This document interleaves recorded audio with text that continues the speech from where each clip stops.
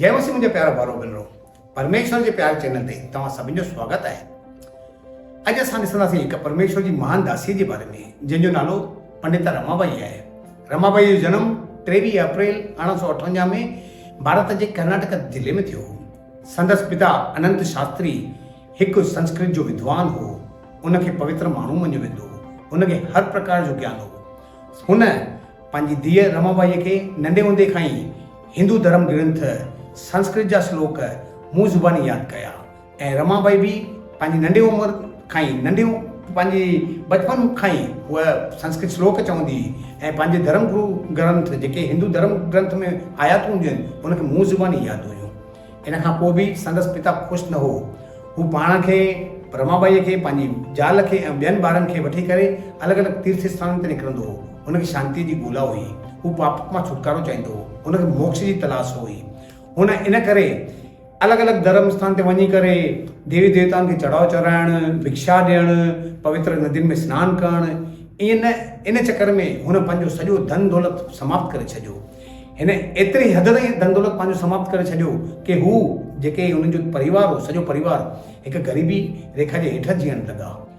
इन विच में ईअं थियो 1876 ऐं 1878 जे विच में भारत देश में हिकु भयंकर डुकर आयो। डुकर पंहिंजो असरु हर हंधि छॾियो। डुकर में भुखमारी थी, कंहिंखे कुझु बि न पियो मिले। रमाबाई जे बि परिवार में भुखमारीअ जे करे संदसि माता, संदसि पिता ऐं संदसि भेण जी मौत थी वई।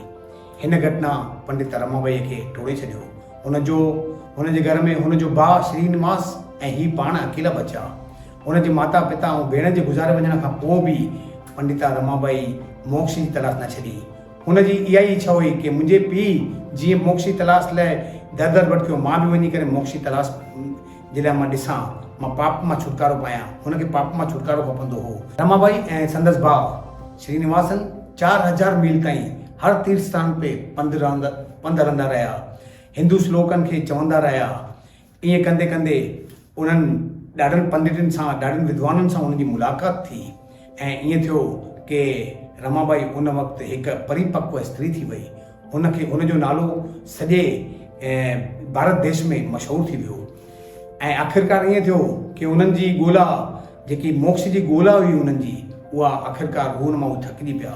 छाकाणि त हुननि खे कोई शांती, कोई आनंद, कोई मोक्ष, कोई पाप मां छुटकारो न पियो मिले।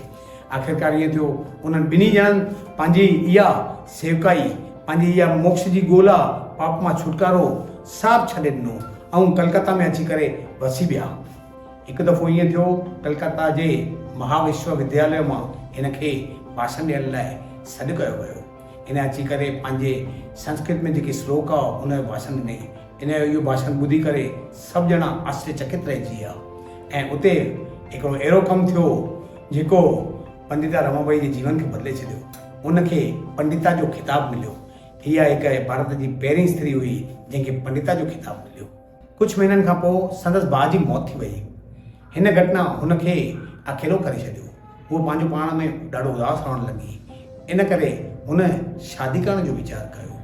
हुन पंहिंजी घटि जात वारे हिकु वकील सां शादी कई। उन वक़्तु घटि जात वारे सां शादी करणु हिकु पाप मञियो वेंदो हो। तंहिं हूंदे बि हुन इहो क़दमु खयो। उन मां हुनखे मनोरमा नाले जी हिकु धीअ ॼमी। पर 8 महीने खां पोइ संदसि घोट जी हैजा जी बीमारी जे करे मौत थी वई। इन घटना रमाबाई खे हणी उदास करे छॾी। हुनजो भाउ बि गुज़ारियो, हुनजो घोट बि गुज़ारियो। हू पंहिंजी नंढी धीअ खे खणी करे उन शहर मां ई हली वई। छाकाणि त हुन ॾिठई कि विधवाउनि जो, अनाथनि जो हिते कोई कान्हे, कोई सहारो कान्हे। इन्हनि सभिनी घटनाउनि हुनखे ॾाढो अकेलो करे छॾियो। हूअ पंहिंजो पाण में हिकु हूअ थी वई। हूअ हिन संसार मां ॾाढो उदास थी वई ऐं पंहिंजे चौतरफ़ ॾिठई कि केतिरियूं जेके विधवाऊं आहिनि, जेके अनाथ ॿार आहिनि, उन्हनि जो कोई कान्हे। उहो पाण त उदास हुई, पाण कठिनाइनि में हुई, पर उनखां पोइ बि हूअ अनाथ ॿारनि लाइ, विधवाउनि लाइ कुझु करणु पई चाहे। इन विच में इहो थियो कि हुनखे पढ़ाई करण लाइ इंग्लैंड में स्कॉलरशिप मिली।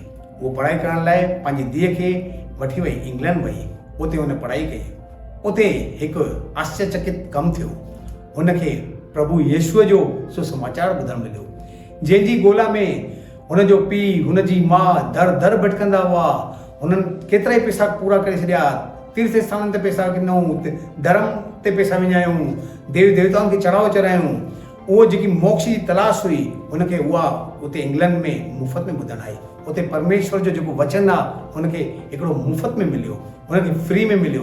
पहिरियों जॾहिं रमाबाई परमेश्वर जो वचन ॿुधई हुनखे विश्वासु न पियो अचे, छाकाणि त हुनखे ईअं हो कि मां जॾहिं ईसाई थींदुमि त मूंखे अंग्रेज़नि जो रीति रिवाज अपनाइणो पवंदो, मूंखे अंग्रेज़नि वांगुरु रहणो पवंदो।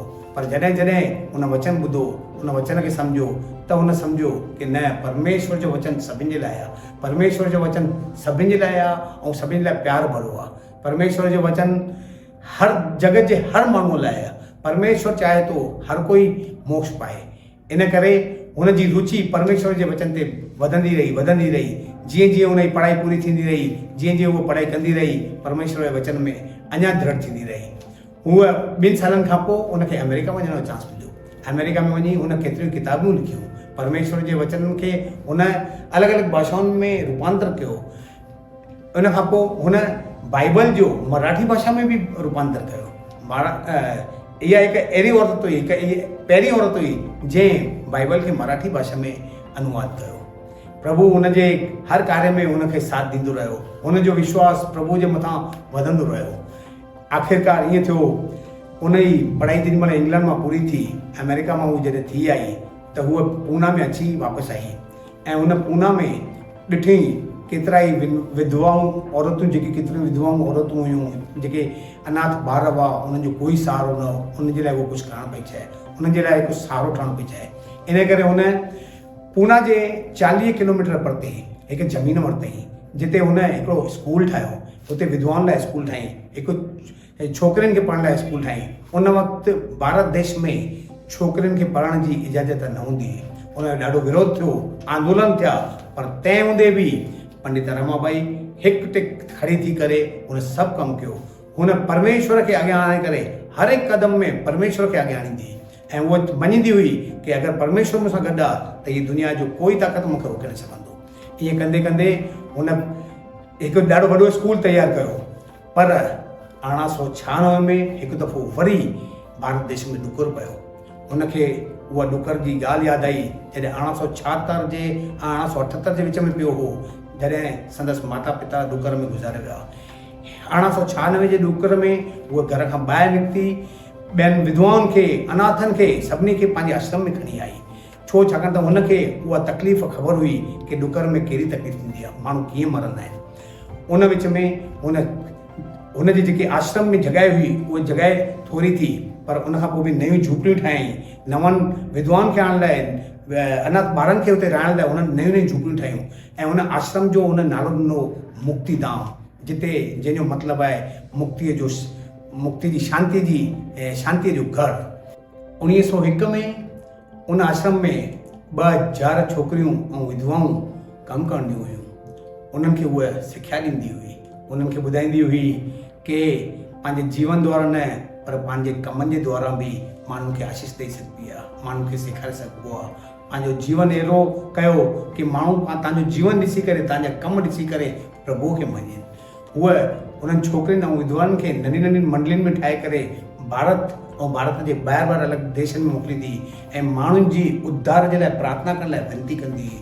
उहा चवंदी हुई, तव्हां जगत जी ज्योति, जीअं प्रभु जो वचन चए थो, तव्हां जगत जी ज्योति आहियो ऐं जगत के लिए नमक हो।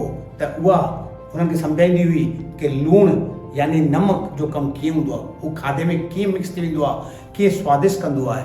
ऐं ईअं ई उहा ज्योतीअ जे बारे में बि सम्झाईंदी हुई कि अंधकार में ज्योति चमकंदी आहे, तव्हां पंहिंजो जीवन बि ज्योति वांगुरु चमकायो, लूण वांगुरु स्वादिष्ट कयो।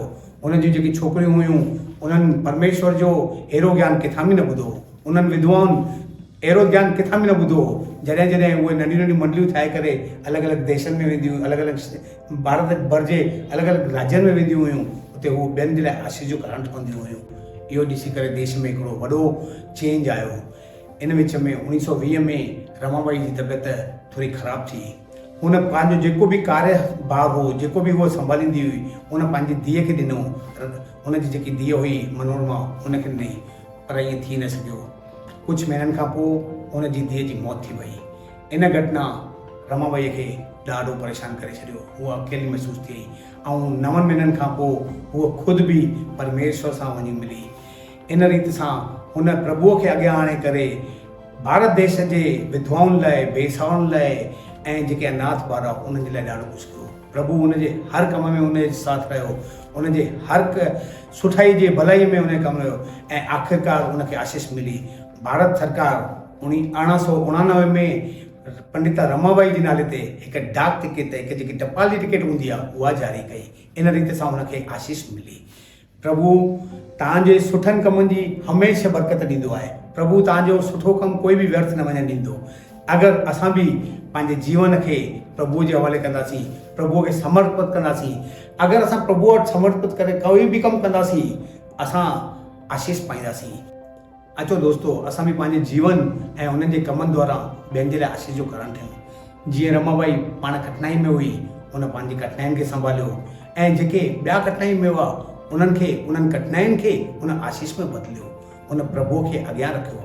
जॾहिं असां बि प्रभुअ खे अॻियां रखंदासीं ऐं प्रभुअ खे समर्पित कंदासीं, पंहिंजो जीवन समर्पित कंदासीं, हर कमु प्रभुअ जे इच्छा सां कंदासीं, त असां बि आशीष पाईंदासीं ऐं ॿियनि जे लाइ बि आशीष थींदासीं। असां जॾहिं प्रभु वटि समर्पित थींदासीं त असांखे कुझु पछताइण जी ज़रूरत न आहे, कुझु ॾकण जी ज़रूरत न आहे। प्रभु तव्हां सभिनी खे आशीष ॾे।